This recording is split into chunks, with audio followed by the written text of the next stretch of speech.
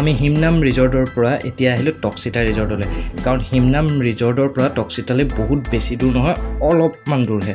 আৰু ইয়ালৈ অহা কাৰণটো হ'ল এই টক্সিতা ৰিজৰ্টত পানীত নামি এনজয় কৰিবলৈ বহুত মজা আৰু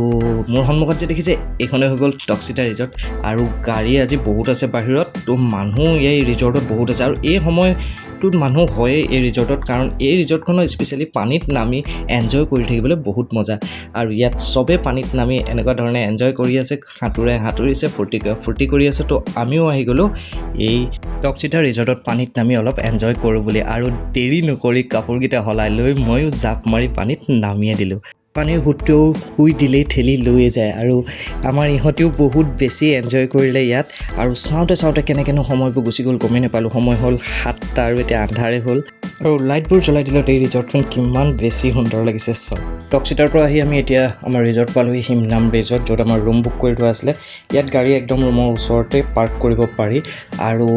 ফ্ৰেছ হৈ ল'লোঁ এতিয়া আপোনালোকক এই ৰিজৰ্টখন অকণমান দেখাই দিওঁ এই হিমনাম ৰিজৰ্টখনো যথেষ্ট ডাঙৰ আৰু সুন্দৰ হয় পিচফুলকৈ থাকোঁ বুলি ক'লে এই ৰিজৰ্টখনত থাকি যথেষ্ট ভাল পাব মই এতিয়া গৈছোঁ নদীৰ ফালে আৰু এইফালে নদীৰ ফালে যাব পাৰি আৰু নদীৰ ওচৰত থকা সেই কটেজবিলাকত লাইটবোৰ জ্বলাই থৈছে চব কিমান বেছি সুন্দৰ লাগিছে আৰু এয়া হৈ গ'ল হিমনাম ৰিজৰ্টৰ ৰেষ্টুৰেণ্টখন আৰু এয়া হৈ গ'ল ৰেষ্টুৰেণ্টৰ ভিতৰটো যথেষ্ট ডাঙৰ আৰু সুন্দৰ হয় আৰু ৰেষ্টুৰেণ্টৰ বেক চাইডে বহি খাব পৰাকৈ ব্যৱস্থা আছে আৰু এতিয়া আহি গ'ল আমাৰ খানা আমি দিছিলোঁ তাইক খামটি থালি দিছিলোঁ তো দেখাতটো এনেকুৱা লাগিছে টেষ্টি হ'ব নিচিনা লাগিছে তো খানাটো খাই লওঁ বাকী ভিডিঅ'টো সিমানেই যদি ভাল লাগিলে এটা লাইক কৰিবলৈ খালি নাপাহৰিব